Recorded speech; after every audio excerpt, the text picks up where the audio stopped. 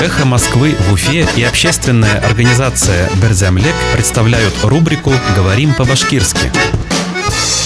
Здание. Бина.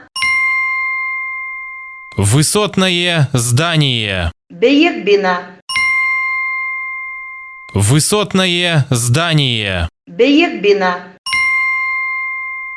Мэр Уфы пообещал, что рядом с госцирком высотное здание строить не будут. Өфө мэры дәүләт циркы эргәһендә бейек бина төҙөтмәҫкә вәғәҙә иткән.